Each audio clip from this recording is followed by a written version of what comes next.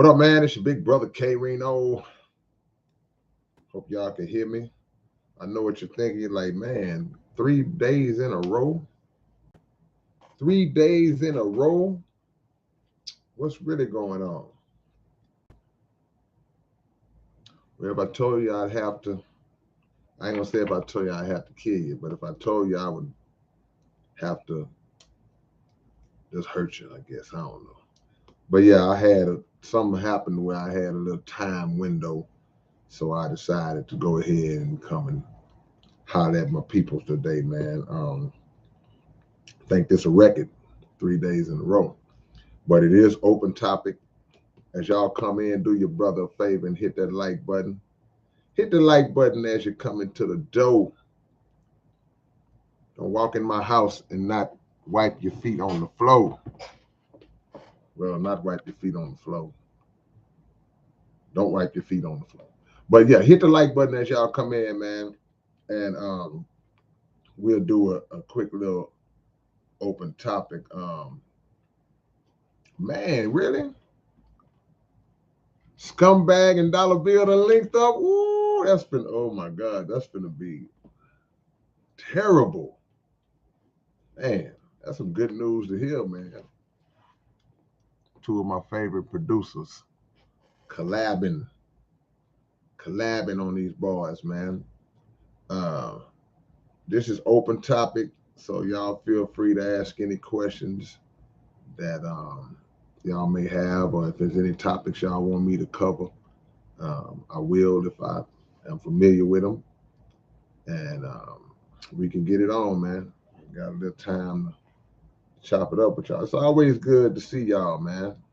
You know, because now what happens is, since I've been doing this, you know, and I see certain names pop in, y'all are familiar to me. These names are familiar to me. Y'all are people that I feel like I know your name. You know, I don't know y'all personally, but you know, it's like, okay, this is my family. So what I'll do is I'll take this opportunity also to update y'all on a little news and little things that we got going on. If I can get this rubber band off this thing, man. But because there's a lot going on this month and next month, so I want to make sure that y'all are aware. If anybody doesn't know, South Park Coalition 35th year anniversary. Always got to try to manipulate that glare, but can't really get it today. There you go. That's the best I can do. 35 years South Park Coalition anniversary concert, September the 10th, and these are the tickets. If you're in the city, man, or if you ain't in the city, you want to order a ticket, man, go to southparkcoalition.net and order your tickets, because when they're gone, they're gone. And I personally don't have many left. So we want to see all our true supporters and people who've been really rocking with us. We want to see y'all at the show. Also, my brand new album is done. The album is complete. That's what's up, Scumbag. I can't wait to check that out. The album is complete, and I can't wait for it to drop. And it's done. It's done. And if I can get, I'm gonna base it on the likes. If I reach 100 likes today,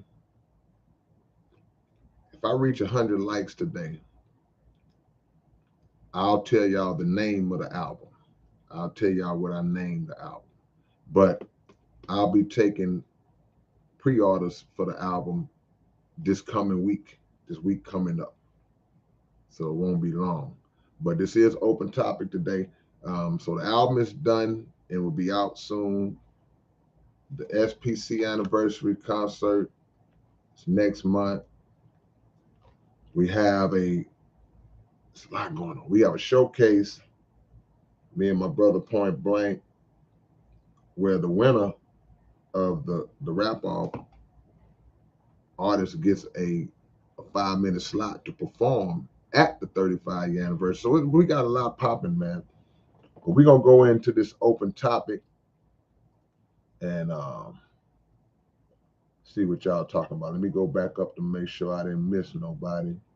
I see all the family is in the building. Dollar Bill and Scumbag and collab, man. That's dangerous. Is that legal? Y'all if y'all two work together, y'all got to get a permit. Y'all got to get a permit, man, from the city or something. Yeah. Shaheem said open topic earlier than usual. Yeah, and then 3 days in a row. But something just happened to where I had some time. I was getting ready to go. I was like, and all of a sudden I had some time. Like, you know what? Let me kick it with the family, man. All right. What's on y'all's mind, man? Lucas says, are you going to give us any more books? I don't know, because the book thing for me is not like the albums. You know what I'm saying? It's like it's always something to talk about and rap about and different concepts. With books, I've learned that I gotta have a purpose to do a book. Like it gotta really be something I wanna, you know, be passionate enough about to sit down and for however long a period of time it takes to put that down and put it in the book form. My first book was just me talking about my life, you know, letting y'all kind of behind the curtain on a lot of things of me growing up and a lot of struggles I had coming up in the game and just in life period. And of course, the second book, Behind These Bars, is just a breakdown of songs and how to write and why I wrote this and, you know, the wordplay and all that different stuff, man. So I was passionate about those things. I haven't thought of anything yet that I would be passionate enough about to do a third book. Um, but there have been a couple of little, you know, ideas sparking, you know what I'm saying? So what I'll do is if that comes up, you know, and it jumps out on me enough to where I really feel passionate about it, then you could see a third book. I thought about doing like some children's book type stuff, you know what I'm saying? I'm not gonna lie to you, but you know, we'll see how that goes. Hey big bro, where can I get a diamonds in the trash can t-shirt? You know what? I want to shout out to my homie Mike G out there in Dallas Fort Worth. I think he's in Fort Worth. He's up in the Dallas Fort Worth area. That's who made that shirt. And I will reach out to him to see if he could do another one of those, you know. But I got a lot of shirts I wear, man, that people have seen me in. And I actually had an idea one time of like doing like a almost like an auction, like the alien baby shirts, like say the diamonds and trash can shirts, you know, just to like in if a supporter wants to get it, you know, those the actual shirts, because ain't but some of those shirts it ain't but one that were made for me, you know. But I don't really don't want to give away my shirt that my people made for me either. But you know, I think it'll be something cool to do. Shabu TV podcast with Killer Priest anytime soon. I don't know. I mean, if they were ever to reach out or want me on this show, I would gladly. I'd be honored to be on the show with the great Killer Priest. Too Real for Most says, what other beats did you make besides Astronomical? That's a good question. I haven't made beats in a while, so I'm trying to remember some of the tracks that I did. Now, if you talk about Astronomical, that's on the Fear No Evil album. So the majority of that album, I did the production on. So if you're familiar with Astronomical, you should be familiar with the album. I did uh, the Fear No Evil song. I did that. I did Negativity. I know I did the music for that. Um, I can't think of my song titles right now, but I did the majority of that Fear No Evil album. Uh, on my earlier albums, I did all the production, like Stories from the Black Book. I did all that stuff. A lot of beats, man. I just can't remember them off the dome right now.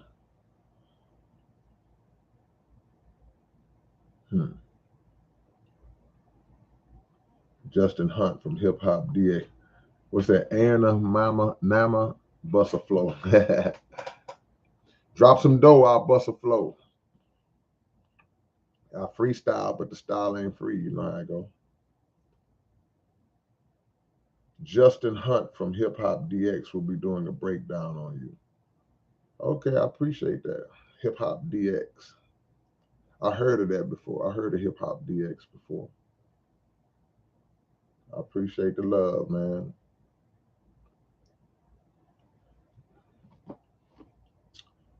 Is what gonna be in Houston, Elijah? What are you asking me? Is it gonna be in Houston? I got to get back out to Dallas, man. Me and Point Blank, we need to come do another show out in Dallas, Fort Worth, cause we get a lot of love up there, man.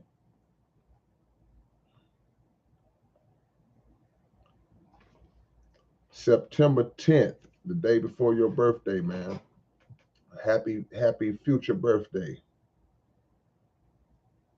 LW, what's up with people selling their masters for a big paycheck?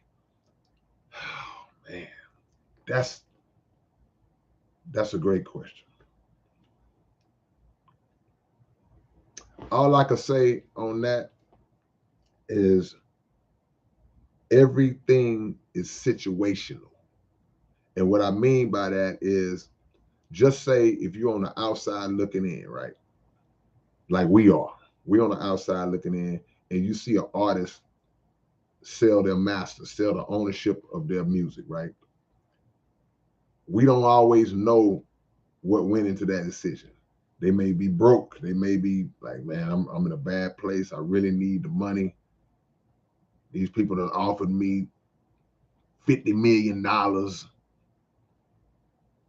Then in that regard, you're like, okay, we could say I wish they wouldn't do it, but we can also say, well, hey man, I'm not living in your reality, so I don't know.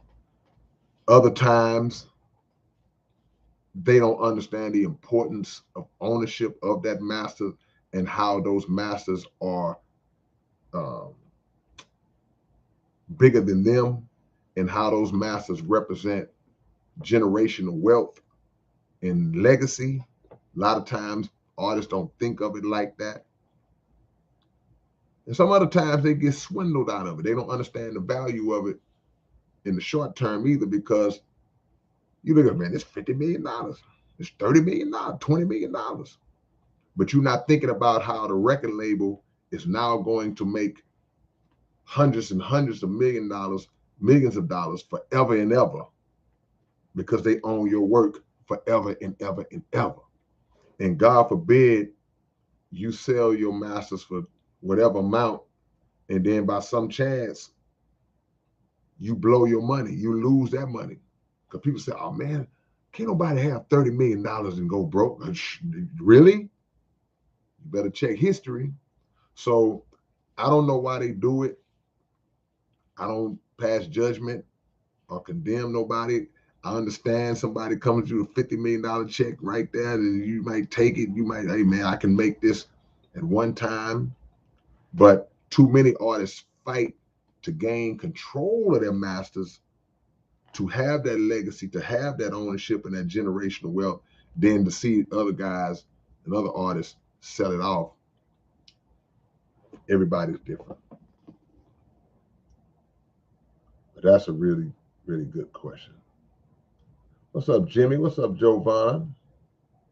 We had a good conversation last night, y'all. Good, honest conversation, straight up. So we keep it real up in here, man. I appreciate y'all, and I respect um, that aspect of a lot of y'all's conversation. Even my little nephew Jovan, you know what it is.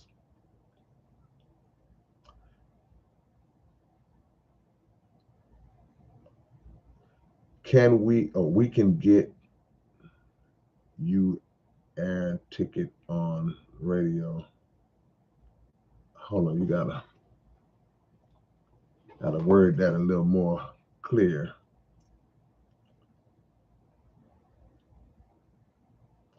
What would be the name of the next album? See, 2.0, you just jumped in. See, I said, if I get to 100 likes, which we normally do, if I get to 100 likes, then I will reveal the name of the album today. I'll do it if I get to 100 likes. So it all depends on, you know, how many people we get in here. We already got more people in here now than we had all of last night's live. So if we get to 100 likes, then I would definitely reveal the name of it. Where does Triple Darkness fall on your list of your own greatest albums? Dang. That's a tough question, Jimmy. Simply because what I will say is this about Triple Darkness, why it's special. That was the first time I had ever done like a like a multiple project type of thing. And I can't remember. Did I drop Triple Darkness at the same time, or did they come out behind each other? I don't even remember. But I knew that was a set. That was a group set. And that was the first time I had ever done that. And they were all themed. They were all themed albums. The first one was just a K-Rino album. The second one was straight lyrical. All the songs on there were just lyrical content, just straight lyrical songs.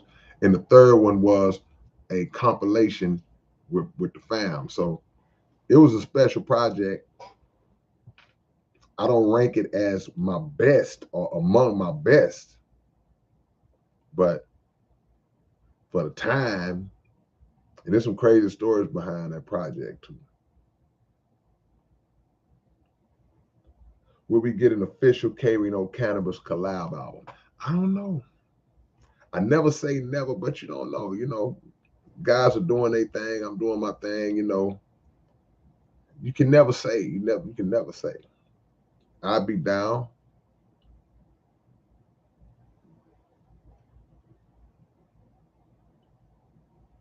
They're making you show vaccine papers where? In Dallas?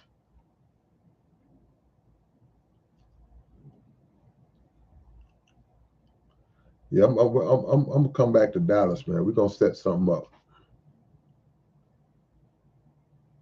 The lack of knowledge and understanding is why we suffer too far from the light. I totally agree. DC Static, who is another underground artist that you'd like to collab with? Man, another underground artist that I'd like to collab with. I got to get that Cambada collab out the way for y'all, man. I got to do that.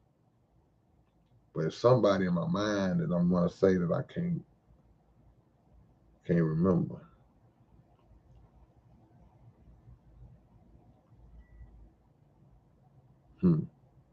Yeah, I saw Lil Wayne sold his catalog. A couple other people been selling their catalog. But I mean, we just don't know people's situation though.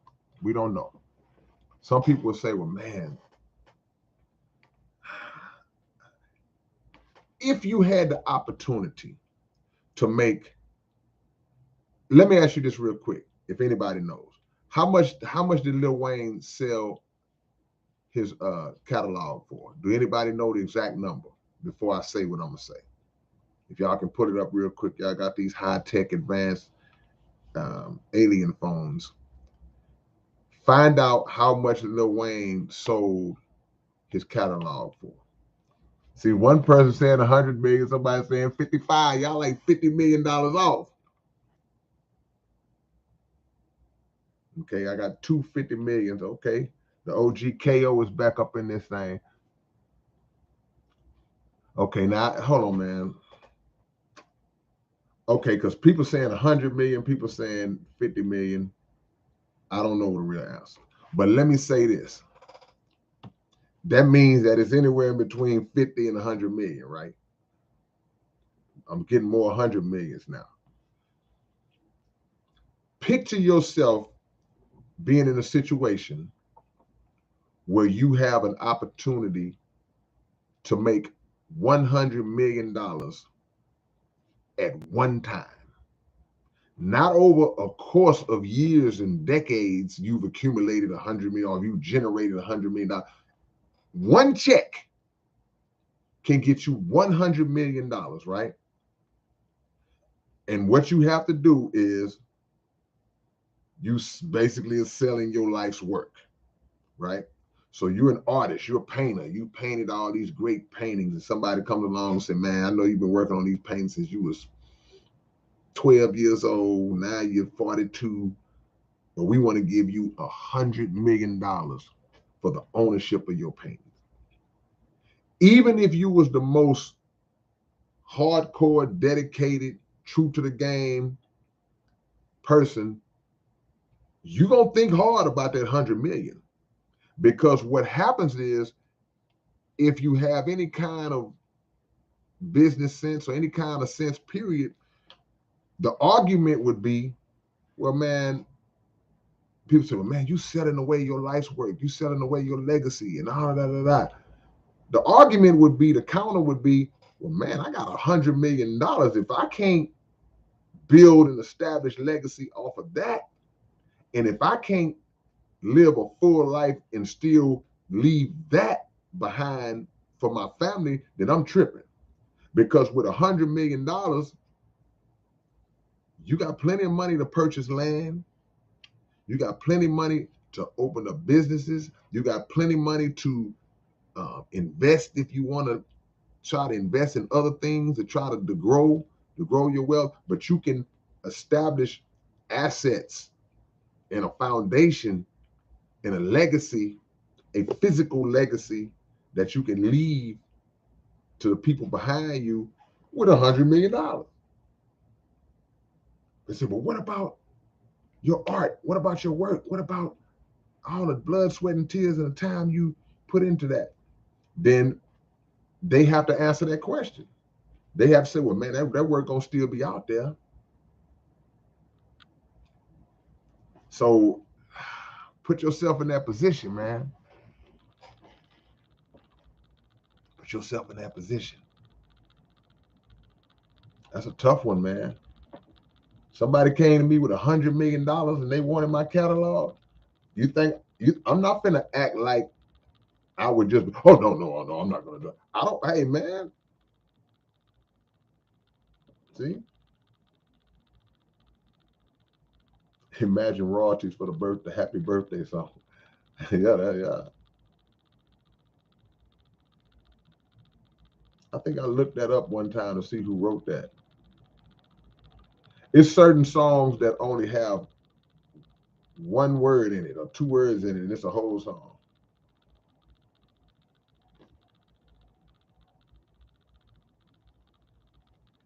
Somebody wrote it.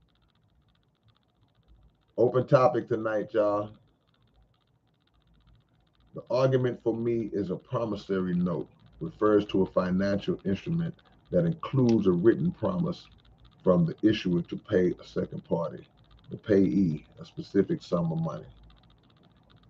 We got to use those notes to buy things that really have value. If we just want to sit up on the money, then the time is going to come where the money is not going to have any value. The money is going to be worthless. We already getting down to that point. The dollar is declining. So while it still has a little juice in it, if you got $100 million, you better go start buying up a bunch of land and property. That's what you got to do.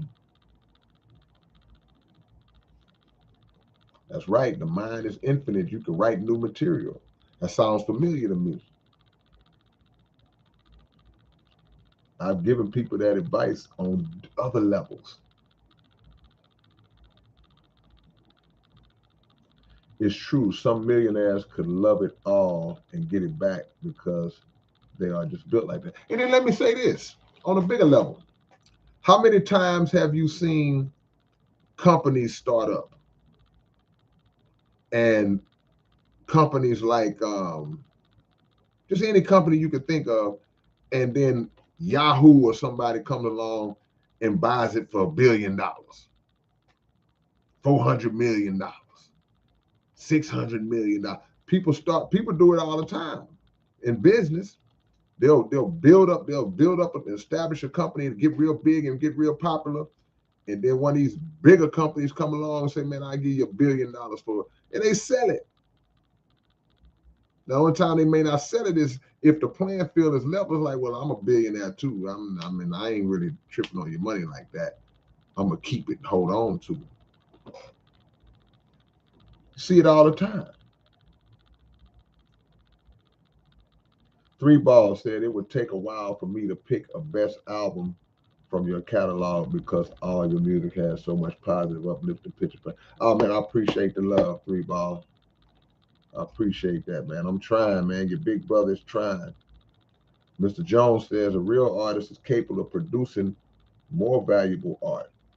He just announced called. I just saw that he getting ready to come out with another one.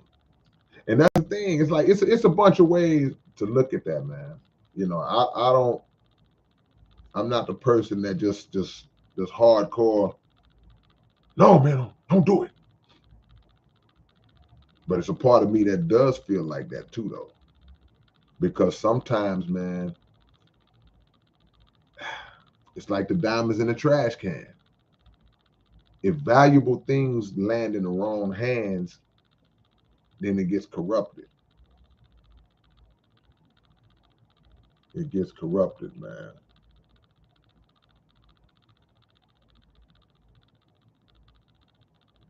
Irv Gotti said he sold his masters from his past to boost his future. 300 million. I get it. I get it too. I get it, man. Because again, and I don't want to talk like it's just all about the money. I'm speaking in terms of like if you have a mind to think ahead, like who's gonna give you $300 million at one time? And like I said, you a fool if you blow through 300 million. See? So hey, I get it, man. I get it. I get it. Let me ask y'all a question.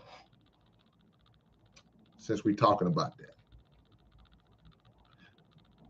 Because sentimental value got a lot, plays a big role in things like that. Like people ask me all the time, man, if somebody offered you, KO, did me and you had this conversation before?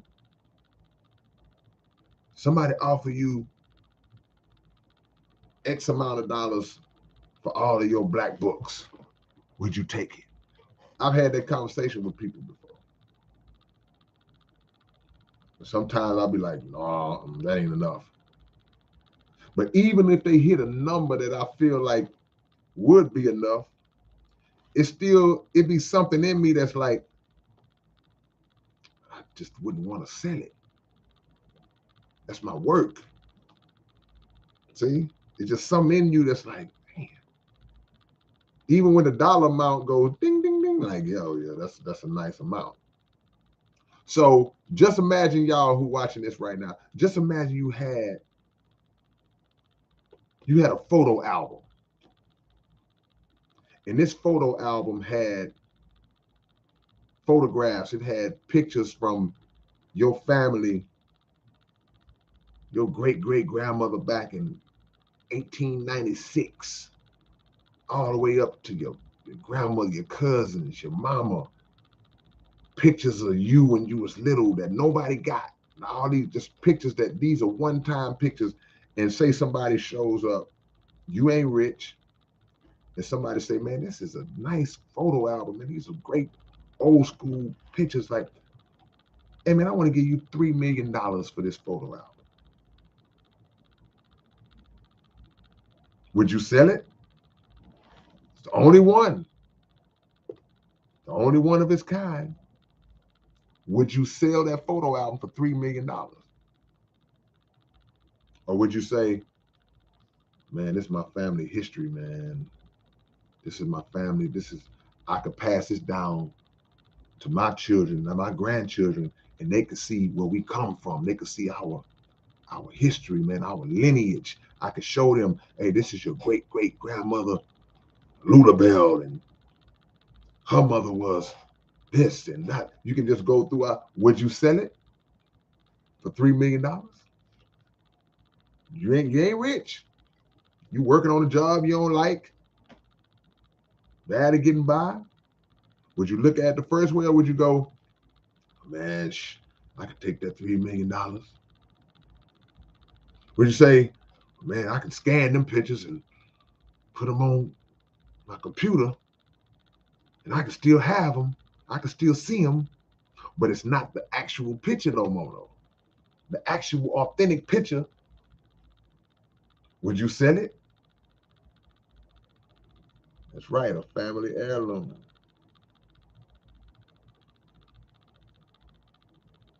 Hold on, let me see. People saying it's sacred. Would you sell it? Jason Barrett says, but that $3 million can start a business or buy land. It could be handed down. Yeah, that's my point. I ain't saying either way is right or wrong. I'm just putting some on y'all mind. Would you sell it? I ain't seeing too many people answering the question. Yeah, it's in the air, huh? See, I ain't seeing too many people answer this question. Y'all didn't answer the question. I see one person say sell. Y'all scared? Are y'all in between? Yeah, we know it's sacred. Yeah, I got that part. It's sacred. It is.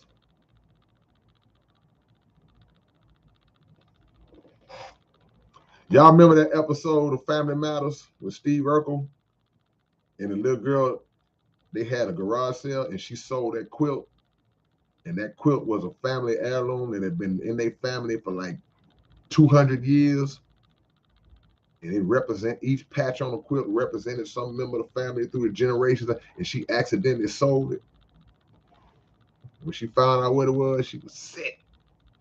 But they ended up getting it back. Would you sell it? See, I'm gonna change the subject because I noticed y'all ain't none of y'all answered this question.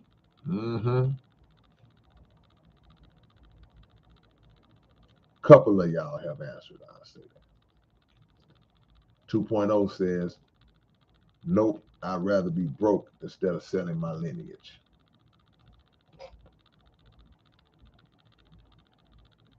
Nope, would sell it. You said you wouldn't sell it. Family is more important. Mr. Jones said he'll use his photographic memory. That's a good one. DNS say you got it scanned, but it's not the original. So my point is that I understand. I get why the artists are doing it. You know what I mean? It's just a big cash out, a big payout. I get it. Jovan says, do you think you have written more than Moses? I don't know. I don't know how much Moses wrote. Matter of fact,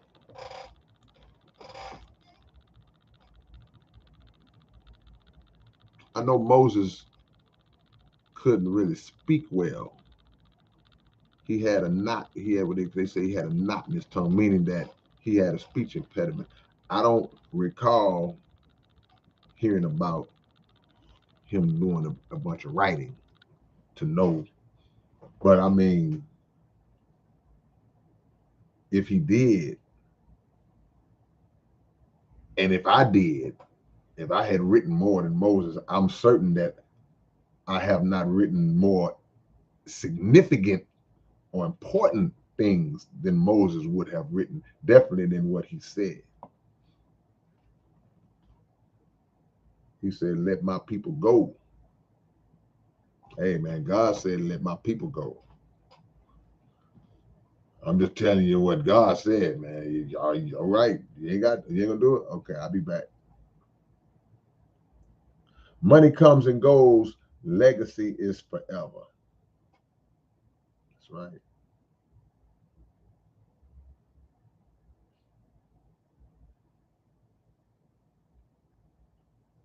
Why are we not signing paperwork right now? I'll meet you at the bank. What's the most exotic food I ever ate? I don't stray on food like that. I'm not experimental with food. I'm not the person who likes to just, oh, let me try that. Oh, that looks interesting. Let me try. I ain't like that. I got maybe 10 or 15 things that I eat, and I've been eating forever. I don't do no extra exotic, weird, different type of, I don't do none of that. Try these lizard necks. Nah, I'm not gonna eat the lizard necks. Oh, they're good. They're a delicacy over in, hey, well, that's them over there. Where's Helping Hands at? She likes to try uh delicacies. That's the inside crap. KO says my wife and I just sold something that was very near and dear to our heart to purchase some 11 acres. And it was a hard decision, but well worth it. Man, you got to do what you got to do. Because land, man, that's why it sucks to not be in financial positions that you want to be in. Because rich folks don't have to, wealthy people don't have to make those kind of decisions all the time. They got the money and they have the assets and they have this and that and that. Now, the means through which a lot of them got it, that's a whole nother conversation. But the point of the matter is that a lot of times for us, we gotta make some either or decisions. Now you go in the store with your mama and your mama say, look, you can get one thing out of here. And when you go in there, you're gonna see 5 things that you want. Then you're gonna narrow it down to 2. Mama, can I get the candy and the chips? I said you can get one thing. You're like, man, you gotta pick. So that's what happens a lot of times. It's like, man, you gotta look at the bigger picture. So in y'all's case, y'all looked at the bigger picture like, okay, holding on to this would be great, but what we going to get in exchange can be greater. So we playing greater than less than. Y'all remember greater than less than? You know, it's about building, man, the best you can. You got to build.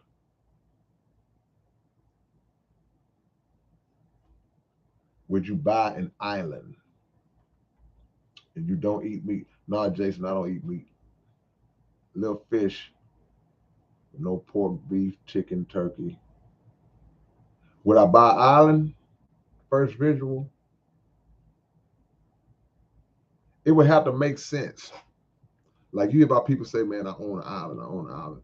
Now, if you just got so much money and you just say, man, I could purchase that island and then that could be a place where I can just get away and bring my family in.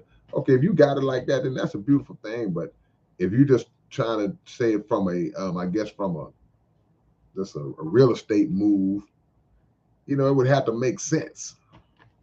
Am I in position to buy an island? No. But I'm just saying hypothetically, it would have to make sense.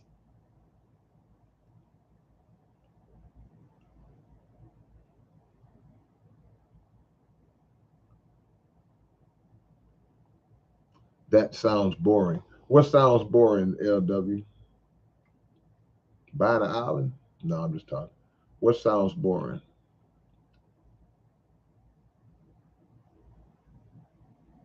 What it says in the Testament. What Testament? Old Testament, that he has written 807,368. What? 800,000 what? Walaikum salam, Sarah. How are you?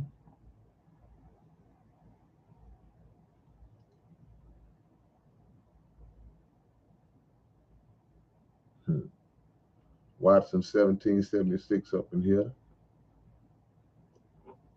You had an out of body experience last night, Watson?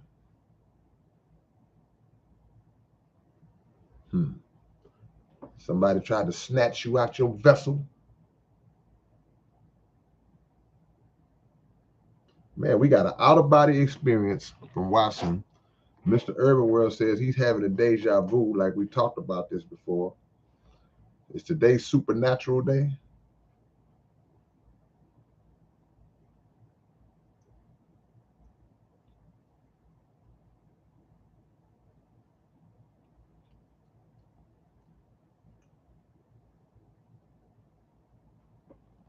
Yep. I was just thinking about that, Spiky. I have a song called Astral Projection. Would you be able to explain astral projection? Well, in the song, I made the song based off of reading about astral projection, but it's not something that I've ever experienced. It's just basically that feeling of your essence leaving your flesh and being able to travel and witness other events, and you're conscious of the fact that you're witnessing these events, that you're going to these places, basically, you know.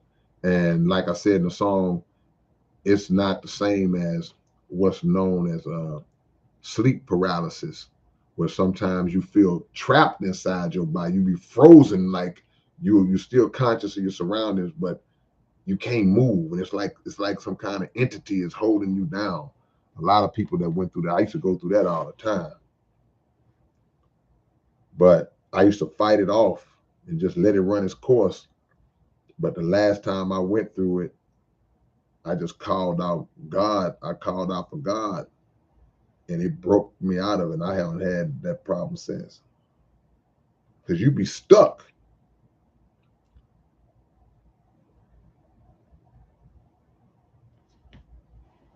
Oh, you're a moderator for Kofi's Universe? That's my guy, man.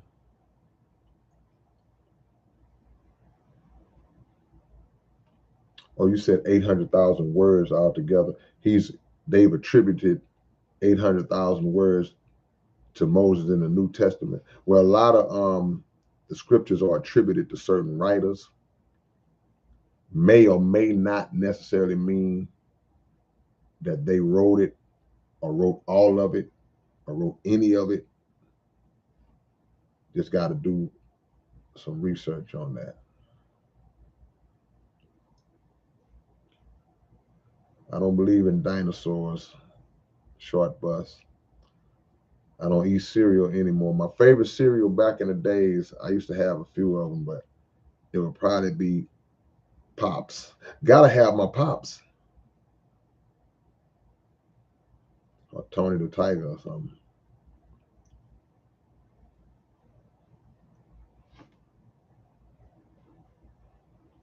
Trying to make sure I don't forget or miss any of y'all's questions.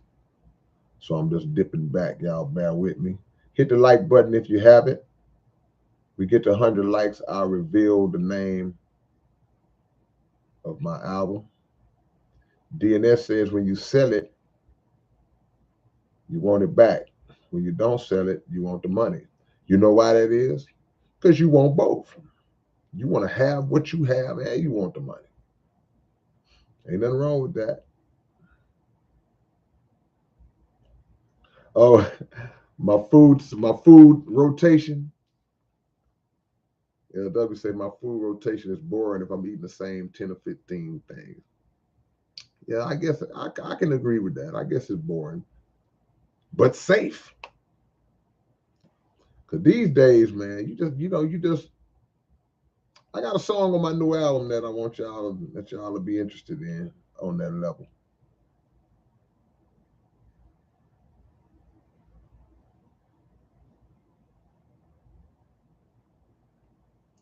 Open topic tonight, y'all. Sarah said, nobody gonna snatch me. The real health is spectacular, but it's pure organ health. Okay. Austin, Texas in the building. What am I gonna eat tonight? I got a little something in the kitchen. But sometimes I'll have food in the kitchen, but I don't feel like cooking. So I end up going to eat somewhere. But tonight it's going down. Cozy 47 asks, do you believe in the Bible? That's a really good question. I grew up in the Christian church as a Christian, raised by my mother and my grandmother. And of course, the Bible was and is a staple in our house. I didn't really understand a lot of it growing up because you're young, you hear certain parts that are self-explanatory, but other parts you just kind of like hear him talking. You're like, okay, yeah. Never knew why it was written in thus thee thou hast for which cometh. Never understood that, of course, until later. Never understood why certain parts of it will say one thing, then a certain part of the same book will say something totally opposite or different from that. But when I became a Muslim, it all made sense. So now, when I'm asked the question that you just asked me, do I believe in the Bible? I can answer it in the way that the most honorable Elijah Muhammad answers it on the back of the Final Call newspaper, which is the newspaper printed and published and distributed by the Nation of Islam. There's a section in that newspaper on the back of the paper that says what the Muslims believe. And it talks about the Bible. It says we believe in the truths of the Bible. So when it's said like that, that's to say that there's some falsehoods in the book too, but we believe in the truths that are in the book. So it says we believe in the truths of the Bible, but we also believe that the Bible has been tampered with and must be reinterpreted so that mankind will not be snared by the falsehoods that have been added to it. Added to it by who? Because once men got a hold of the book and they wanted to make it lean towards their own activities and all that, a lot of things were changed in the Bible, tampered with. So to make a long answer short, yeah, I believe in the truths that are in the Bible. Shogun Flame, I appreciate the donation, man. Appreciate the love. Appreciate that love, man. Shogun Flame. Brother Chris. I see my brothers, they post back to back. Brother Chris and Brother Marcus. Salam alaikum to you, Brother Chris. Shalom to you, Brother Marcus.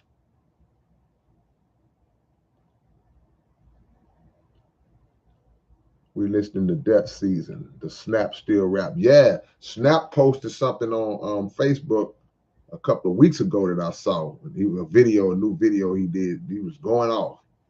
Snap, man. It's a shame that y'all don't know about Snap and Theology and Taboo. These are H-Town rap gods that nobody knows about. Y'all just know about the usual names that you hear coming out of Houston that put records out all the time. But it's a shame that y'all don't know about Snap, Theology. Just those three, Snap, Theology, and Taboo. They've been doing it long as all of us been doing it, man. Dopest lyricists you're gonna hear. Yeah. From your understanding, what is deja vu? Man, I never understood what triggers deja vu. And if any of y'all may not know, most people know what it is, but if it's a handful of people on here that don't understand or know what deja vu is, that is when you are somewhere and all of a sudden in an instant, your mind sees the surroundings and you like, I already did this. It's like, wait a minute, we already did this. This scene that we in right now, it's happened already. That's deja vu. I don't know what does it. I don't know if the brain is at some previous point taking a picture of the future, and then when you walk into that moment, your mind recalls what your brain took a picture of. And if that's the case, when did your mind do it? Did it do it in your sleep? Because one thing about deja vu is when you have those deja vu type moments, you know for a fact that we did this before.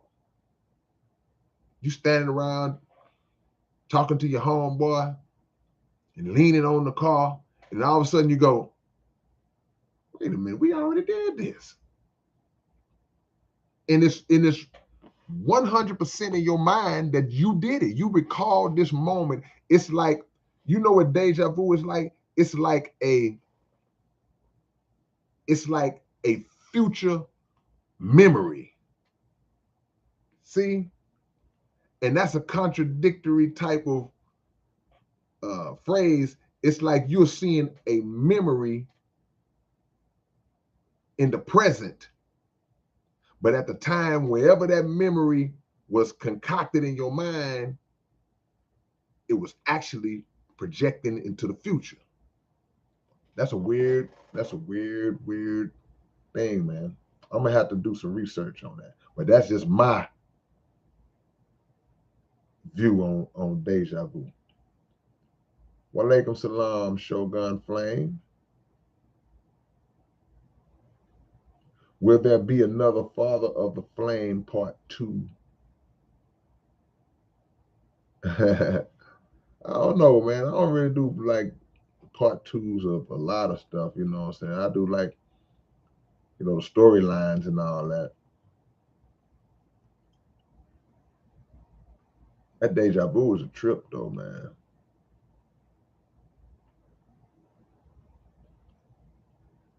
That sleep paralysis is a trip too. That sleep paralysis can be scary, man, because it physically feels like something is like holding you down. It's like, the heck is that?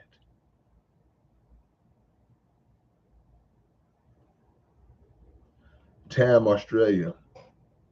Why are we the only species on this earth that isn't perfectly adapted to this environment?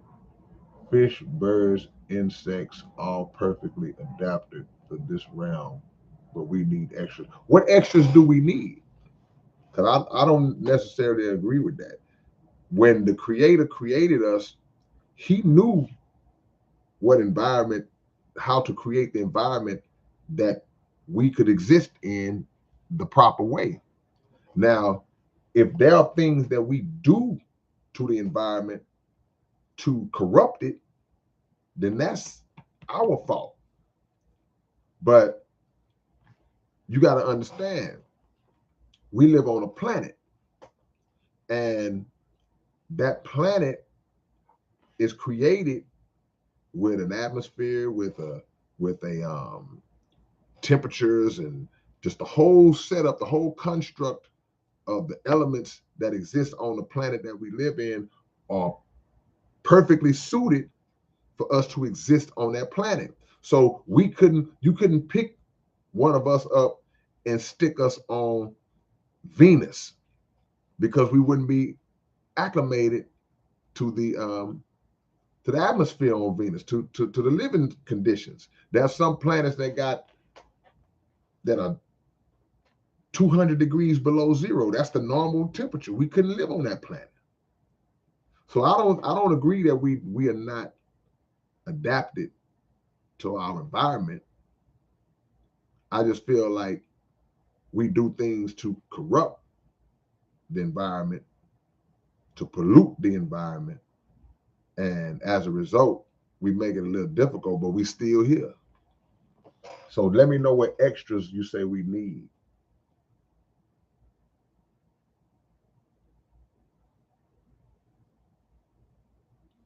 Does the new album consist of everything?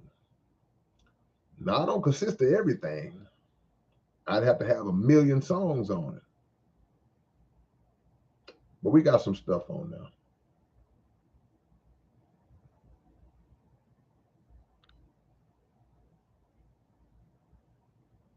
Your take on us being the real children of Israel. I couldn't agree with you more. That's who we are. We are people who have had our birthright stolen from us.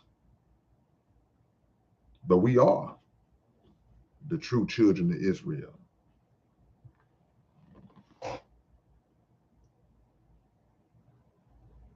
We the original people on the planet. France in the building, man. Is that Is Taudi Company?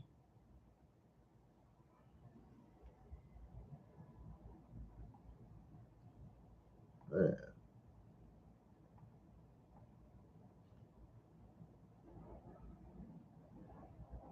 My deja vu is future.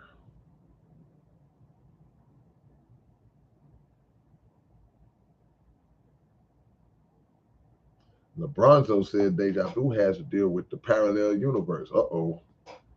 Uh-oh. Even if start getting into that level, that realm, huh? You're the second person to say that. Oh my gosh, y'all. Okay.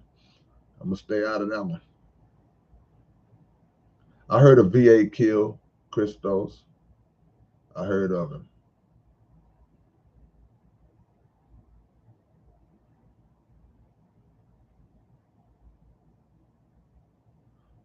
I would just get that was just my theory on deja vu. Don't take that like it's some actual factual. That was from my testament. That was from the K-Rino testament.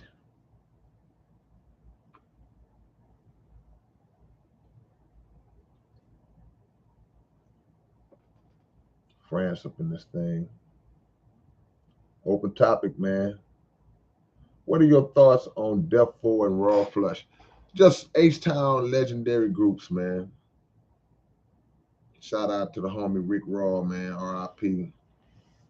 Def 4, original Rap-A-Lot artists. They're some of the first artists to sign with Rap-A-Lot Records, Def 4 and Raw Flush, man. And they really helped to establish the rap scene, the music scene here in the city of Houston by being among those first groups with the first Ghetto Boys, Raheem the Vigilante. You know, that was the roster back in those early days when Jay Prince was putting Rap-A-Lot together. So unfortunately, Def 4 and Raw Flush are among the forgotten groups to come out of Houston to help build Houston. As time goes on and generations are born into existence, the younger generations don't even know about Def 4 and about Raw Flush and groups like that, even like about like Raheem, you know. So that's where we come in. We have to be the ones who keep that history alive, man, so everybody can get their props, everybody can receive their credit. You know, we had artists like Choice back in the days on Rap-A-Lot. We want to make sure that anybody who ever made a contribution to making this city what it is. See, we get a lot of times, man, we make the mistake. We get so caught up in today. What's going on right now? What's happening today? It's all about now. It's all about today. Well, if it wasn't for what was done yesterday, it wouldn't be a today. How many people ain't had nothing to do with what's popping? No, that's not true, man. See, we don't understand We think that certain contributions are minor, or certain things that are done, even stuff that y'all do. You think that little stuff, you think the things you've done are little stuff. It's like, oh man, that didn't really make no difference. You don't know what it made a difference. You said this one little thing, and this little young dude who was out here acting crazy, he overheard you talking to another little guy, and that something popped in his head, and that changed his life. You never knew you did it. So we gotta pay homage and make people understand how this thing started. That's why I love that book that Mako Fano came out with, where he ran down the history of Houston rap, and he touched on all those groups from back in the days like that. He went into that history. History is the key. History is the foundation of everything. I don't want to misquote the Honorable Elijah Muhammad. I don't want to misquote it, but he talked about the importance of history, how history would just walk you into everything you need to know.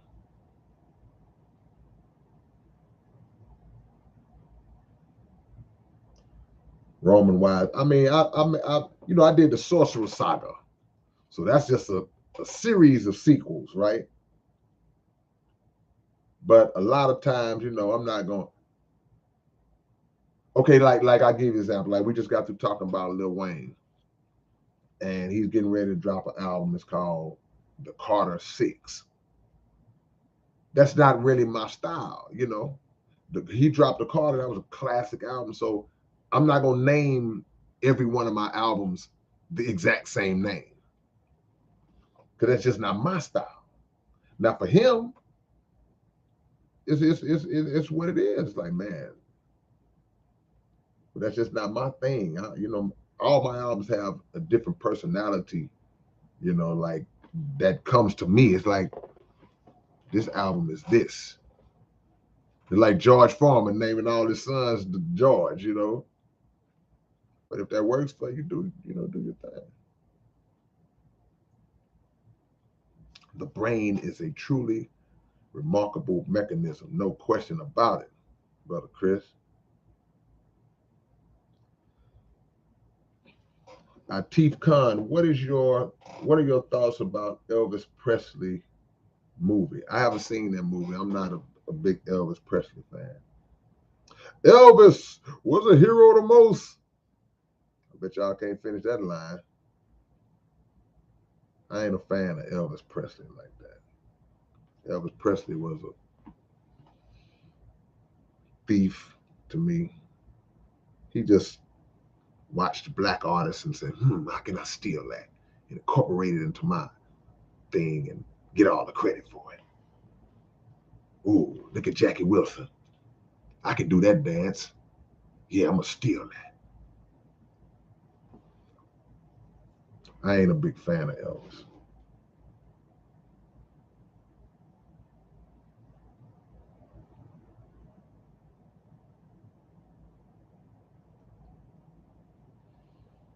Trey Chambers. We almost at that 100 likes.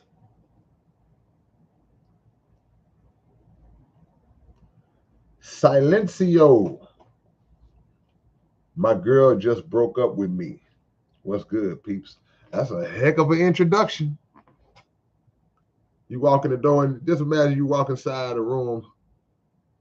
Hey, my girl just broke up with me. What's up, y'all? How y'all doing? You just threw that part there out there first. Well, I mean, I don't want to get into the details of how long y'all been together or what happened and all. We don't need to know all that, but this is what I'm reading out of your comment. You said that your girl just broke up with you. You didn't say, man, me and my girl broke up or we broke up. You said she broke up with you. So she made a conscious decision to decide that she didn't want to be with you no more. Just don't keep it 1,000 with you, bro, because you put it out there. So if she pushed that out, if she did that, she broke up with you, let her go. Let her go. Now, am I saying it's easy? You might be head over heels in love. You might not have thought nothing was wrong. You might have felt like y'all was doing good, and she just walked in there one day and say, I can't do this no more. Like, do what? I saw a show last night like that. A lady in the bathtub, candles all around the tub. She just enjoying life. Oh, buddy walked right in the room and said, "Hey, I'm leaving you." She was like, quit playing. He's like, "No, I'm leaving you. I'm not in love with you anymore." Said it straight out. He was ice cold. I put his suitcase on that bed and start filling that suitcase up and dipped. So the thing is this. I ain't gonna tell y'all what she did to him because I was watching a crime show. But the point I'm making is this. If she broke up with you, bro, if she made a decision and decided she don't want to be with you no more, then as hard as it might be, you got to accept it. Because you can't force a person to be with you, no matter how much you want to be with them. And the second part to that is that you should not even want to be with somebody who don't want to be with you. And that's a mistake that we make a lot of times. We're like, well, man, I love you. I love you. I want to be with you. She don't want to be with you. So you can't force it. And it's not going to work out if you try to force somebody to be with you that don't want to be. You shouldn't want that. You should want somebody that wants you. So you have to use this time to get over it and heal and get your feet back up under you. And then hopefully be blessed to find somebody that wants you, that will not break up with you. If you ain't done nothing to warrant you getting broke up with, because that's the other side of it too. You know, it's like, okay, did you do something to make her break up with you? Do you have a pattern of behavior that she got fed up with and decided, I'm done? See? So you got to weigh all those things. But if that's not the case, if you felt like you was a good dude and you was doing your best you could for her and all that, and she broke up with you, then okay, then she didn't appreciate who she had, or she felt like she could do better and she made that choice. Hey man, one thing about life, there's a lot of things that we don't have to like, but we still have to accept.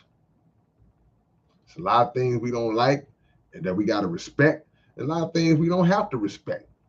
But regardless of it, in certain situations, you have to be wise enough for yourself to say, I don't like it, but I got to accept it. Don't lose your mind. Charge it to the game.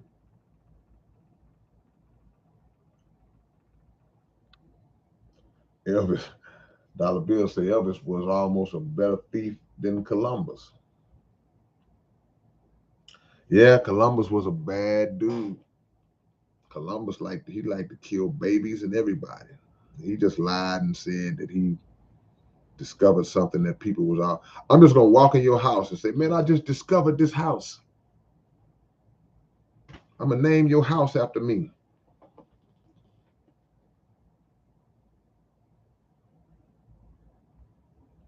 Isaac Chavez. What do you think about the afterlife?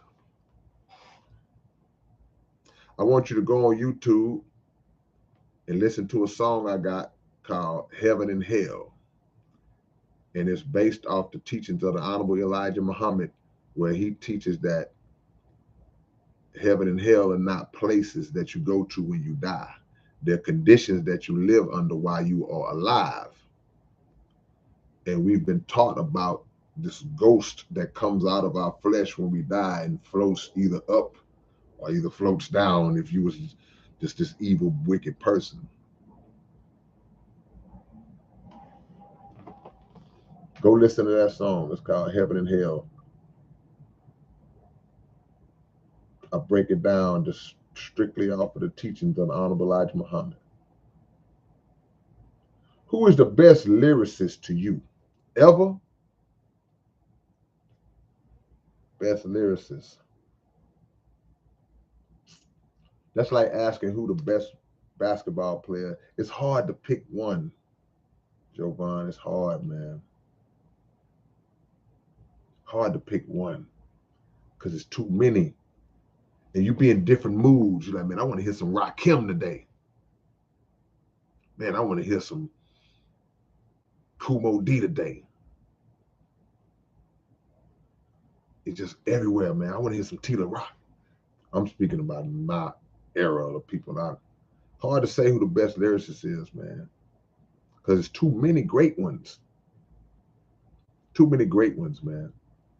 I wish they would make a top. They always making these top 50 lists and 100 lists of just rappers in general. And they always put a lot of mainstream cats in there, you know, which is cool because it's made by mainstream publications or whatever.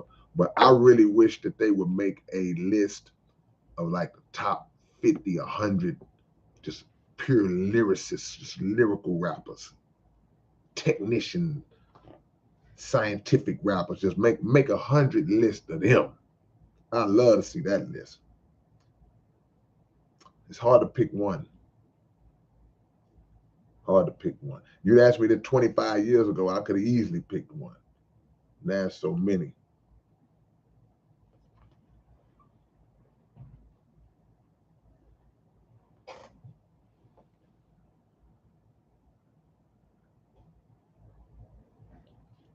Matt Z. Columbus said in his journal that the Arawak Indians would make great servants. He meant it. He meant that. I didn't say heaven and hell were just solely an earthly mindset. Elijah Muhammad said heaven and hell are conditions of living. There's a lot of people right now living in hell right here on earth. They're going through it. There's a lot of people living in heaven. They got it. They got everything they need. It's just perfect. That existence is just, it's a heavenly existence. Now there's a mindset too.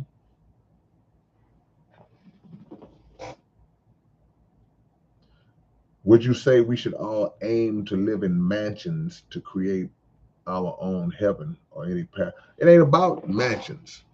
That's the key. It's a lot of people that got mansions that's miserable. They in a hellish state, like you said, the mind state.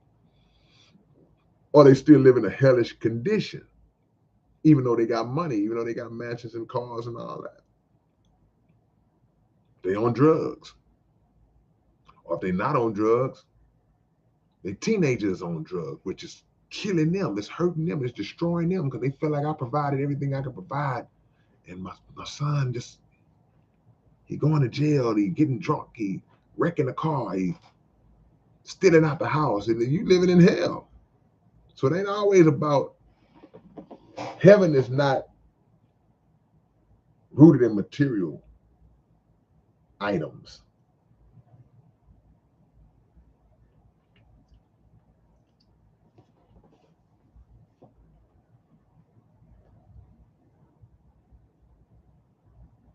Well, there is a life force that exists, and once it's gone, you're dead.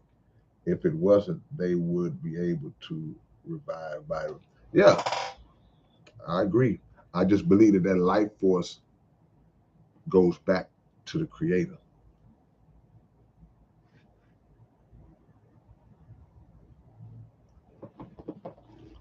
Isn't T-Rock from Atlanta? I don't know where. I think so. What are my thoughts on conscious hip hop and conscious rappers? I'm all for it. They just don't get the push. See, people say, man, conscious rap don't sell. It used to. When the playing field was level with a platform that this artist was on, the conscious artist was on that same platform, it did sell, and it would still sell. But you have an agenda in place by the devils who run this industry to suppress conscious rappers and conscious hip hop, because the message is a life-giving message. So we can't have a life-giving message being expressed on a mainstream commercial level when our agenda dictates that we trying to give out death messages to make these people kill themselves. It would be a conflict of interest. It'd be contradicting what their plan is. So just like with lyricism, you gotta find conscious hip hop. You gotta find conscious rappers, because you're not gonna see or hear them on the radio like that, because they want to keep us smoking, drinking, pimping, hoeing, shooting, killing, and we falling for it. Can I use cryptocurrencies to buy tickets to the 35 years? Not yet. I assume that day is coming, DJ Bud Light, but not yet. Right now, we're going to need some of that old worthless cash money or credit card. How did you get the name K-Rino? Nah, man, just, a nickname I had since I was young. NAS stands for what? How many of y'all know me? What my name stand for? What my name mean?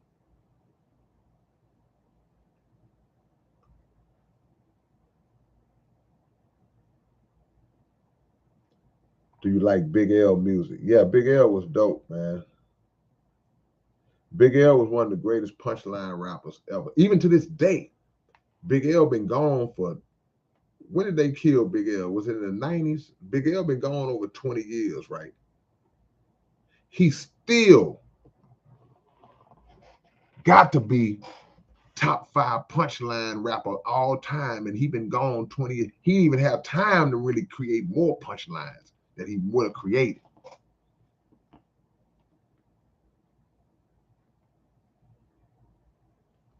It would be nice to hear you and KRS-One on the track together. Oh man, that's my dream right there, to get on with my favorite rapper.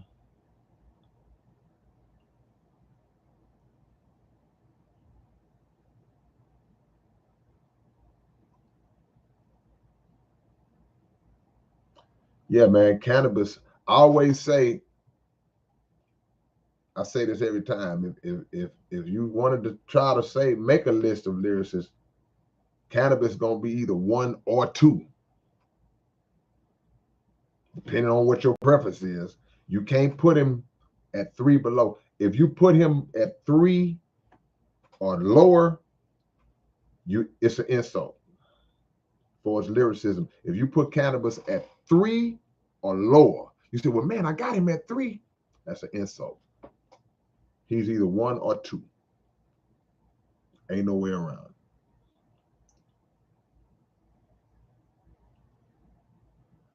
Is there a current artist you rocking? Nah, I don't be listening to a lot, Kyle. I ain't gonna lie. Are you ever gonna have some kind of? I do listening parties all the time. Where you at, Straight Out? What city you in? I do listening parties all the time. Every time I drop an album, I do a listening party. Some mostly local, mostly in the city, but sometimes I do them out of town. Me and Point Blank, we do pop-up shops and meet and greets and all that.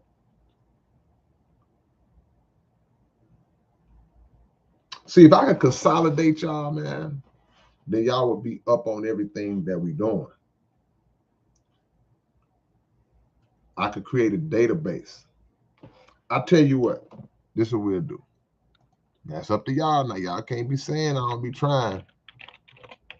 Look, if y'all see this email address, if you want to be a part of the database where I can reach out to y'all, let y'all know when I got stuff coming, new albums, shows, all that, that's my email address. Just send me an email and let me know y'all like to be part of the contact list, and I'll add you to it.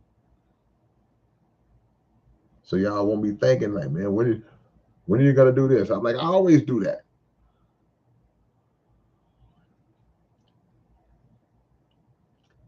Dr. Inkwell says he sinks his fist. You say, who's the best lyricist? Sing. I mean, you like, oh man, I can't answer that question. I mean,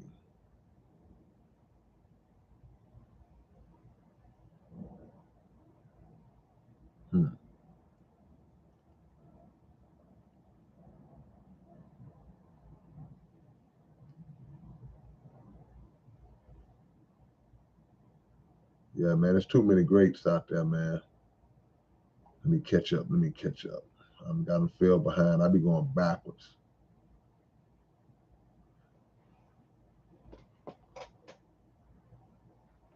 In one of your songs, you say you watch over your own body while you sleep. Yeah, that's like just a reference to the whole like astral projection type of thing, you know. Do you like slabs? Would you get one for yourself? I love slabs, but they not for me. I would never get a slab. It draw too much attention, number one, but that's not my style, you know. That's not some of them. But I love seeing them. I love seeing them boys coming down, swinging and banging. Shout out to ESG, man. Young James up in this thing, man. The homie Young James.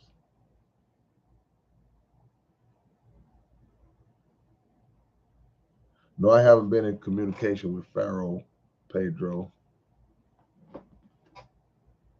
I need to contact him. What up with Ice Mike? Haven't talked to Ice Mike in a while. I know my brother Murder One talks to him from time to time.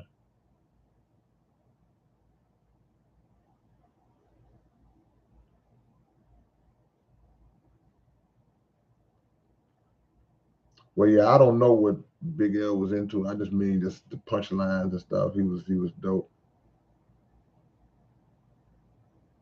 Can you check out a song called Ancient Maps? It's on YouTube. Y'all drop y'all locations, man. I see we over 100 likes. I got to keep my word. Okay, I'll check it out. Smooth coasting. I said if we get to 100 likes, I would tell y'all the name of my album. And since we've been on all this supernatural, metaphysical stuff, for some reason this live has taken a supernatural turn. I guess the title of this album kind of lines up with that whole thing. Yeah, y'all keep dropping y'all locations, man. Let your big brother know where you're located at. And I will tell y'all the name of my new album, man. Y'all tell me what y'all think about it. Not that I'm gonna change it.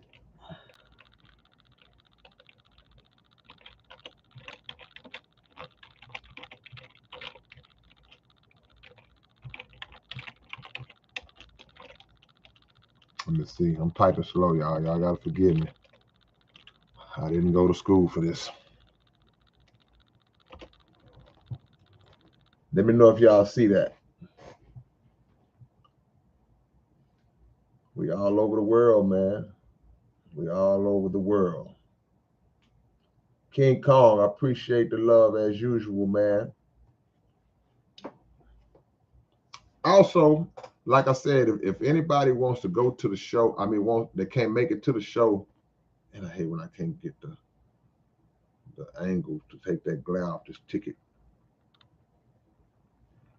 If anybody wants to go to the show but can't go, and you want to sponsor a ticket, you can make a donation and purchase a ticket, and then we'll give them away to somebody who can make it, to some less fortunate rap fan.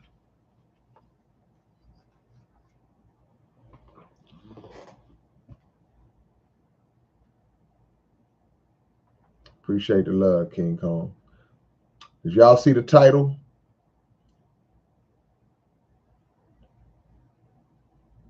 Let me see. Let me know. Let me see if y'all saw the title. If y'all like the title.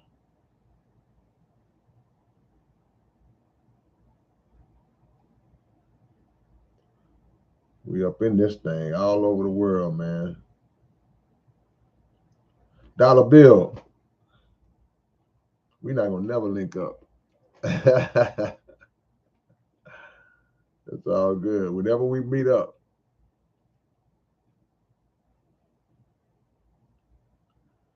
Immortal Highlights is a good question. Is it hard for you to not use profanity in your music? No, it ain't hard. It ain't hard. It's a process from years ago. I mean, back in the days, I went from never cussing in my song to cussing a lot and too much to not to weed myself out of it. Because I never was a person who cussed a lot, just even in conversation. But, you know, you started hitting it. Sometimes you want to get that point across that way. But also, I also want my music to be able to be played anywhere at any time around anybody, young, old, and all in between. So it's a process. You expand your vocabulary the best you can, and you don't just settle for the fact that I just want to say this word or that word. Nah, figure out another way to relay it. Now that don't mean that every now and then you don't still get one off. You're gonna still get one off every now and then, but you can't have just a song playing, man, and every other word you just F this and MF that and B this and that. I mean, come on, man. We more intelligent than that. And it's a process, like I say, I had to get out of it too. And then I tell a lot of artists, look, man, work on that because you lose opportunities when you can't go clean. See? Somebody can really like your music, they can really like your work, but they'll look at the fact and say, man, this dude cuss so much. I can't bring him to the youth center to perform in front of these young people. He don't even have a clean version. And we know that the young people, they're gonna hear the cussing version of songs anyway, but it ain't gotta be on my watch. And I can be the one to kind of show a different alternative because a lot of times we influenced by what we see and hear. So we're like, oh, man, my favorite rapper cussing like crazy. Let me cuss like crazy. You got the headphones on, you singing every word. Your mama come up behind you and whop you with that belt. Nah, it's not hard for me though. Any more debate songs coming? Maybe, might be one on this album or something close to it. I wouldn't call it a debate song.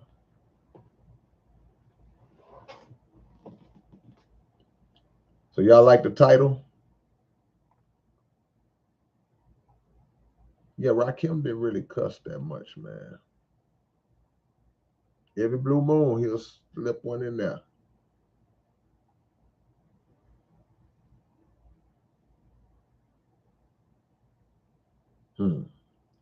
Oh, the nurse. Yeah, I saw that, Paul.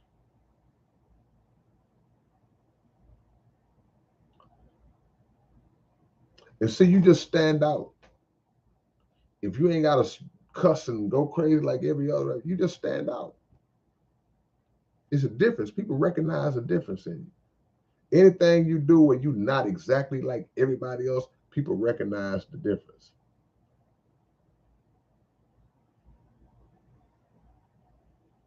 Hmm.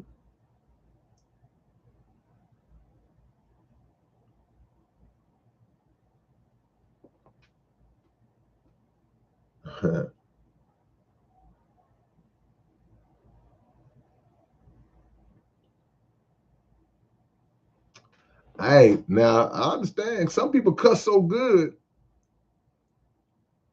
I'm speaking for me. I'm just saying, some people cuss so good. It's like, I understand you say, like, man, it wouldn't be right without the cussing. But, you know.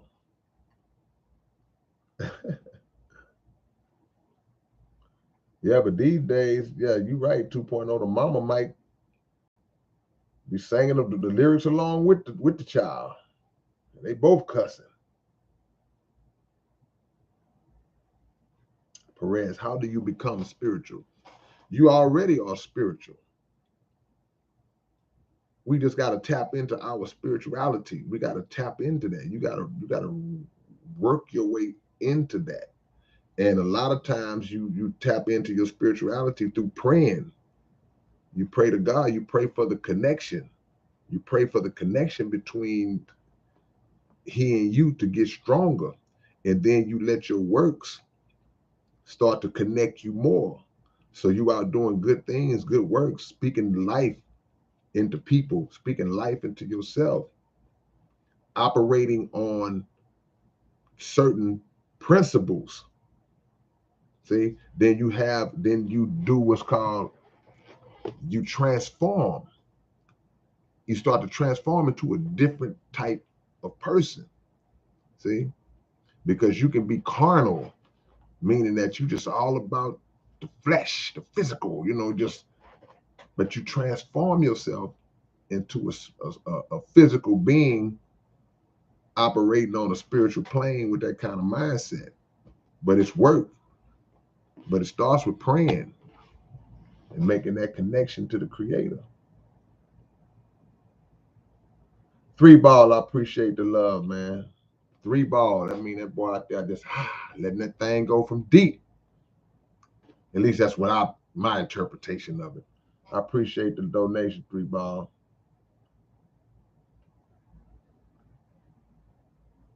Jovan say, what's up with the payback bit? Just a silly little song I made when I was mad at this record label that I was on that did me wrong.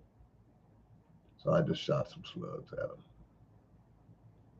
Nothing major.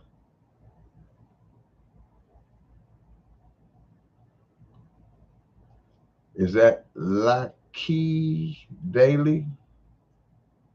When you write songs like Lifting Up the Veil and Grand Deception, do you be scared for your life? Heck no. I'd be scared for my life if I knew that information and didn't make a song about it. It's the other way around. The men who taught me that knowledge, they weren't scared for their life when they taught it. So I ain't gonna be scared for my life when I learn it from them. When I learn from the Honorable Elijah Muhammad, Minister Farrakhan, Dr. Abdul Halim Muhammad, when I learn from my teachers, I'm going hard in my world with my gift, with my purpose. I'm gonna do it the way I do it. And it's validated that I'm doing it the right way in that level because Grand Deception came out in 2009, I think. So that song is 13 years old, and every day somebody always mentions it to me. So a song that's over a decade old is still getting love. All praise is due to Allah.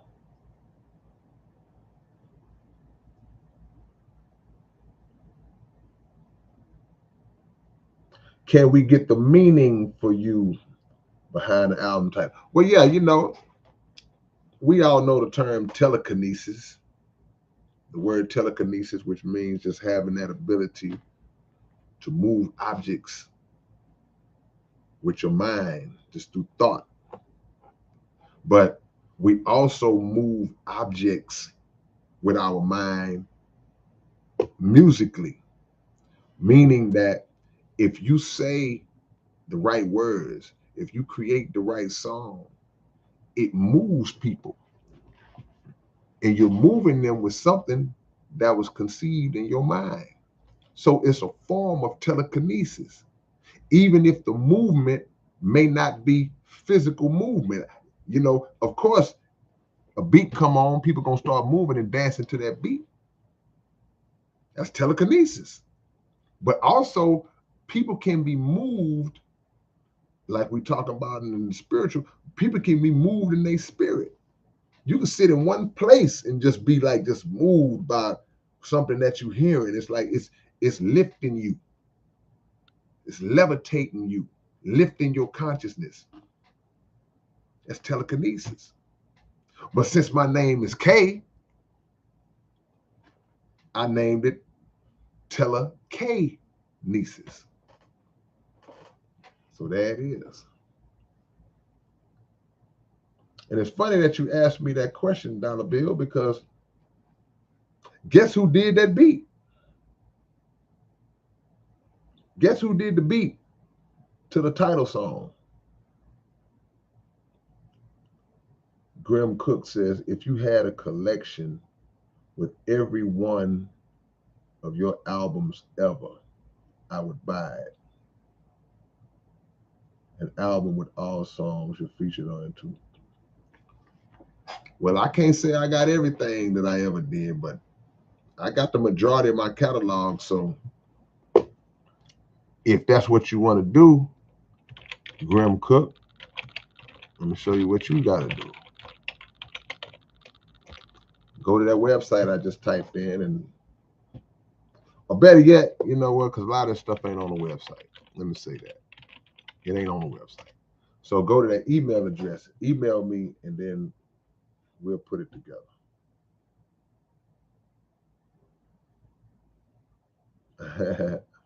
I can't say your name, but I see you quoting that Return of the Sorcerer.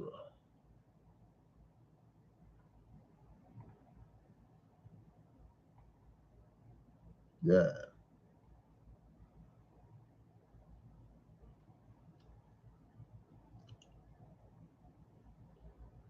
Let me say this. Fresh and made new. I'm glad you brought that up. You said listen to Pastor Geno Jennings when he debates. I guess you're saying Rando or Ranzo. I don't know. Believer of Muhammad. Good debate. Pastor Jennings, aka Pitbull Preacher. I believe in Jesus Christ. Well, let me say this to you, because that's cool. Because Muslims believe in Jesus Christ too. You can't be a Muslim unless you do. So let's dispel that myth that a lot of people put out there. But in terms of that debate that you're talking about with Geno Jennings, he didn't debate real, true, registered members of the Nation of Islam. He debated a couple of brothers who loved the teachings of the Honorable Elijah Muhammad and the Nation of Islam, but they were not as versed or studied as they should have been in terms of defending the point that they were debating about. So it gave the appearance, well, I guess I wouldn't say it gave the appearance, but I mean, it was an easy, well, it gave the appearance that he defeated Muslim theology or Nation of Islam theology because he was debating members of the Nation of Islam. That's the way he phrased it in the title. Trust me, I've seen all this. However, he did not debate real registered members of the Nation of Islam or a real registered member of the Nation of Islam who would have clearly been able to defend the point that they were debating about. So to some who get caught up in the division between Muslims and Christians or Muslims and whatever, that is viewed by them, oh, Pastor Jennings, boy, he disproved it. He showed them. He smashed them in the debate. Now I'm gonna say this, because I ain't trying to start no beef, but we on the subject, I gotta put it out there.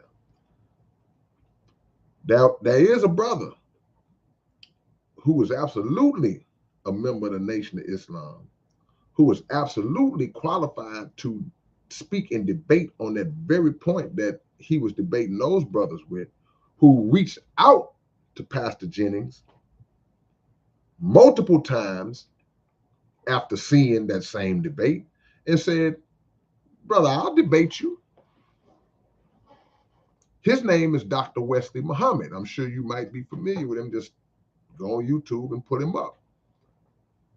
He reached out multiple times to try to have that same conversation with Pastor Jennings, but for whatever reason, Pastor Jennings declined. He didn't want to do it. Said he would do it, but he didn't want to do it. So what happens in those kind of situations, bro, is that it gives the appearance that you have an individual who is fixing the fights, trying to lay the fight out, lay the circumstances out to be in his favor to get an easy win. But when a worthy opponent contacts you, you don't want it. Or now I'm too busy. Or now I'll get back to you. So while I respect Pastor Jennings, because a lot of what he says be right on point. But I also gotta say, as studied as he is, and as much as I do respect him, and a lot of the things that he says that I agree with, I also believe that he is influenced heavily by the Nation of Islam. I can look at the way he conducts his church, and the way that the sisters dress, and the way he dresses, and there's a lot of things, just that's minor stuff, but you can't rig up your fights, man. You can't knock out tomato cans and then when Mike Tyson say, okay, I'm ready to fight you now. That's all I'm gonna say.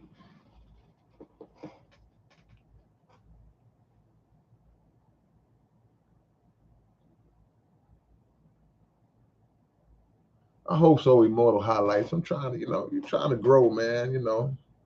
We got some stuff on there, man. I hope y'all enjoy the new album. It'll be up for pre-order this week. Y'all will be able to start ordering the album as early as this week. And it'll be out next month. Tyler Edwards. This is a great question. I talk about this in my book. Have you ever wrote a bar and don't remember writing it? All the time. That's why I repeat. I got certain songs where I've said the same exact line or close to it. And sometimes when you write it, you be like, did I say that before? Because I don't listen to my music a lot. So I'll write something and then 2 years later, I hear it. And a month from then, I hear a different song where I said the same thing. It's like it recalls in my mind. I don't do it a lot, but I've done it enough. So now I got to start listening to my music more. Because I wrote a lot. That's part the product. That's a result of the fact that, man, I've written so. To this day, I don't think nobody has written more raps than me. I stand on that. Now, do I know that to be a fact? Can I prove it? Nah, I can't prove it. But I just know if you wrote more raps than me, I mean, it's possible. I don't know. Especially substantive stuff with substance, stuff that with some weight on it. And I just know anything. Like, okay, anybody can just put together anything. Talking about stuff with some bottom in it.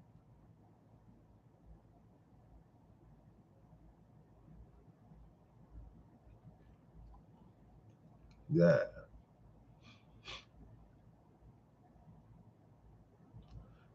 What up, Ben? I see you. I like to see that debate too, fresh and made new. Can't fix your fights though, man. Don't look good. Free Brittany Griner. That's right, Rasta. Respect to Brittany Griner, man.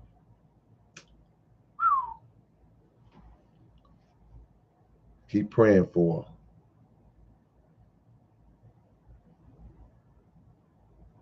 Now, look, I respect Pastor Jennings, man. Like I say, it ain't always just about the debate. He be saying some stuff, man. He be saying some stuff, but his debates be like, come on, bro. You go get somebody that you just feel like you got an easy win again. You do it in your building with all of your supporters. It's like, see, that's like a rap battle.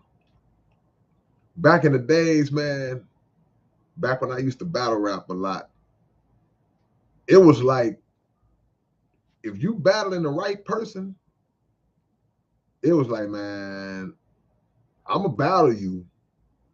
I ain't scared to battle you, but we're not gonna do it in your hood because all your partners and all your people gonna come out, and no matter what you say, they gonna be hollering and screaming and acting like it's the coldest thing ever. No matter what I say, they gonna be on hush mouth because they supporting their boy, which is cool. So the big battles, no, we got to go to a neutral site. We got to go somewhere where it ain't all for you and it ain't all for me. That way, the playing field is leveled. Now, I will say that certain times in my life, certain battles that I've had, I would go to their neighborhood because I was just like, man, I can beat this guy in front of his mama. His mama gonna be like, tell him that he lost. But when the stakes is high, you can't play around like that because you'll leave with an L. So, and then we living in a time, man, where the truth is important and the clarity of ideologies and information, the clarity of that and proper interpretation of that and the proper distribution of that to the people is important. But there's so much other stuff going on, man, that a debate like that, it could happen, but it may not be timely. It may not be the thing to do right now because we got bigger fish to fry. You see what I'm saying? We still dealing with an enemy that don't love Geno Jennings, you, me, or nobody else. Dr. Wesley, nobody else. So in that regard, it's like, man, we got bigger fish to fry. We got to deal with our own efforts of unity and things of that nature. But you never know. Sometimes that's part of the scheme, the grand scheme. It's like, look, man, hey, we got to clear this up because people are confused.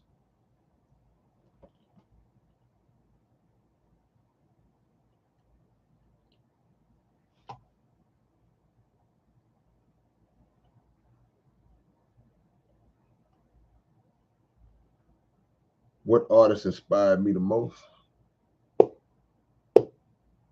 Probably Stevie Wonder or Prince. Yep, one of those two. Run DMC in my early days, KRS-One.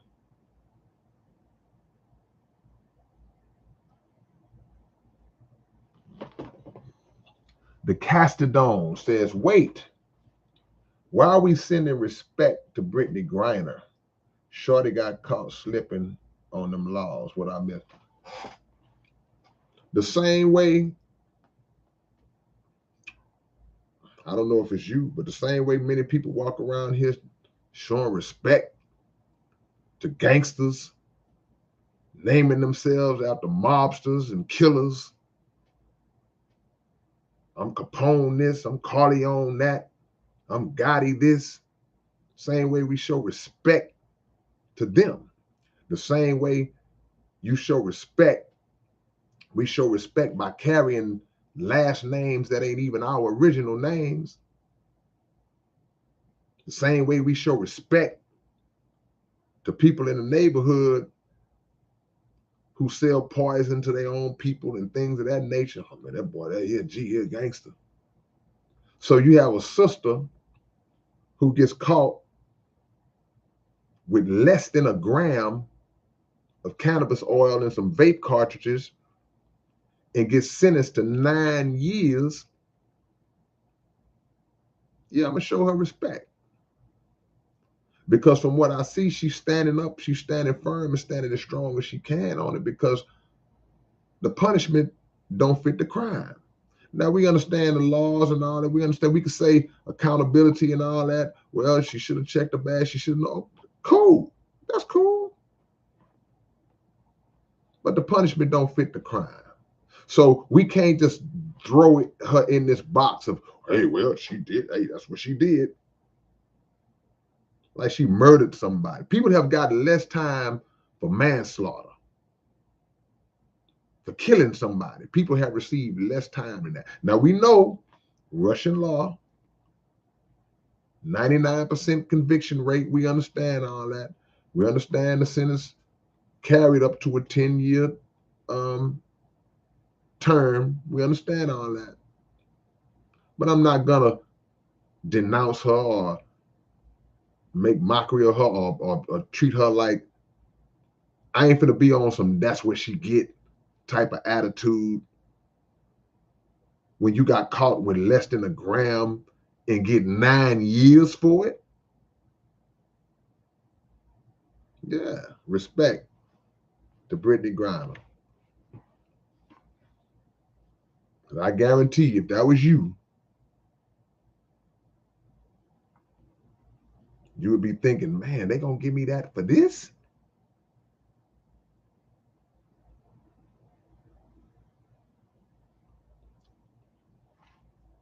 Is that Yami? Where do I get inspiration from? You travel a lot or you just live in a crazy hood? Both. I grew up in the hood, man. Still in the hood. But I have traveled.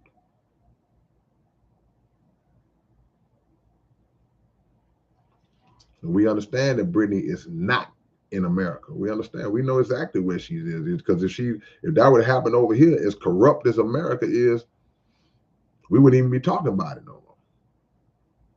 But we understand she's not in America. But it amazes me how people, and I'm not saying you, even the brother who posted the first comment, it amazes me how people are so dismissive and so willing to just vilify her because of that minor offense. That's amazing to me. We don't be that mad at the enemy over here for that. We don't be that mad at the police for beating the hell out of us and killing us for no reason. But we get mad and upset or have the mind frame of against Brittany, like, that what she get. That was your son, you wouldn't say that's what she get. That was your daughter, you wouldn't be saying that's what she get. You wouldn't be ready to accept that your daughter's in a Russian prison facing 9 years behind 0.7 grams of some cannabis oil. You wouldn't want to accept that. If she killed somebody, if your daughter killed somebody in Russia, you would be still trying to figure out a way. Can we get an attorney? You'd be trying to figure out a way. So all the time when it's somebody else, we extra judgmental, extra quick to condemn. Can't happen to me. It ain't happened to you. I don't mean it can't.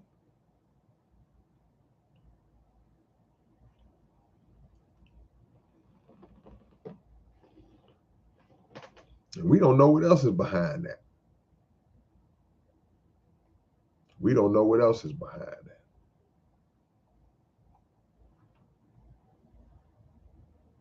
Nah,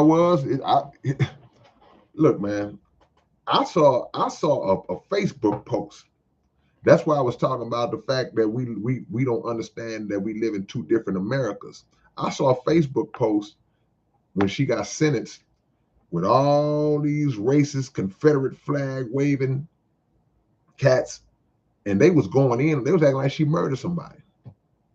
They was acting like she attempted to assassinate the president, because they use it as an opportunity for them to get all their racism out, because they use it as a chance to go back and talk about all of the times when black people, including Brittany and others, were standing up against police brutality, when not standing for the national anthem, or kneeling during the national anthem, or saying Black Lives Matter, or whatever it was.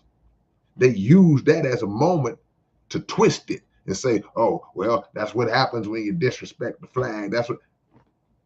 Nobody disrespected the flag, and that don't have nothing to do with what's going on. So it is people. And unfortunately, I seen a few black people saying that's what she gets. Do the crime, do the time. I ain't making this up. So even if you may not have that mind frame, we got to think broader than that. We can't just throw her to the dogs, man. If that's the case, every time you make a mistake, throw you to the dogs. A lot of people on here been in jail, been took to jail before, guilty and innocent. But the times you went to jail, or times you got in trouble, when you know you did it,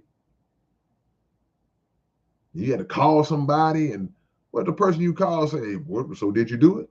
Yeah, I did it, but okay, well, stay in there.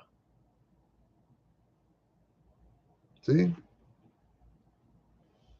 We black people get vilified, man. Just we the worst of the worst when we do something. And when it's lightweight and petty, man, we understand, okay, you're in a different country. I ain't dismissing none of that. But on the grand scheme, just the principle, just common sense. No, the punishment does not fit the crime. Who on here thinks that the punishment fits the crime? I need to identify everybody on here who thinks that. Just on a grand scheme. I ain't talking about, oh, that's their law. Nah. Okay.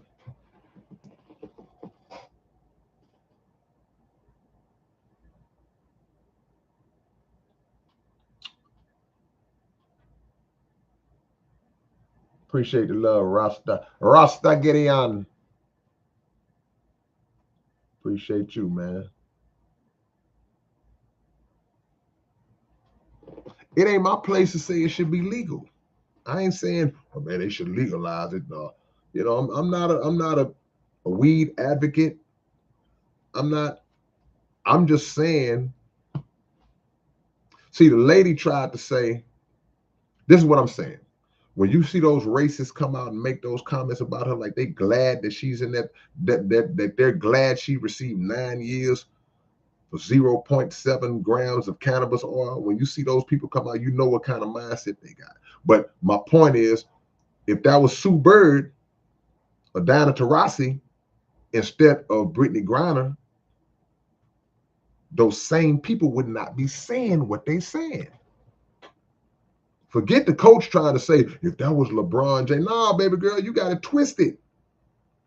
It ain't got to do with being LeBron James, a basketball player who happens to be a black man. If it was a WNBA player like Brittany Griner who happened to be a white woman, the whole narrative would be shifted. She tried to slip that in.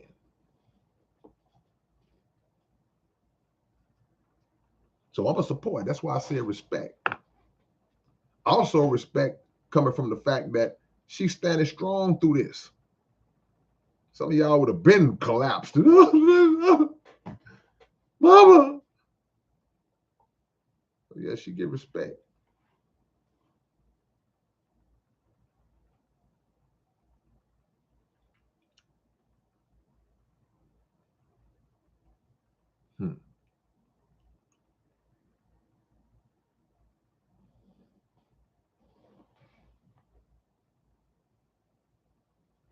That's her name, Vanessa Nygaard.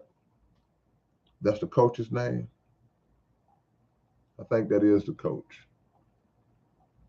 Yeah, but you're not finna deflect and try to twist that on to throw a black dude. Nah, that ain't what would have caused the uproar. They had Sue Bird over there.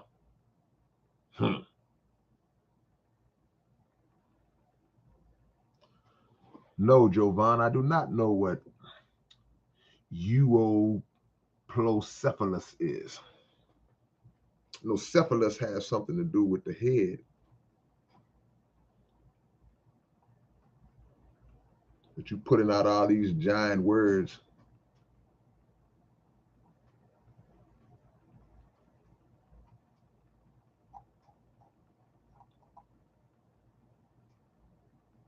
Much love to y'all, man. I appreciate y'all time. I feel like I done took up too much of it, man. I've been on this boy 2 hours, man. Let me get out y'all way. And once again, the album is coming out. It's called Telekinesis. If you want to get on the pre-order list, hit me up at that email. And I'll see y'all soon. All right. Much love. Peace.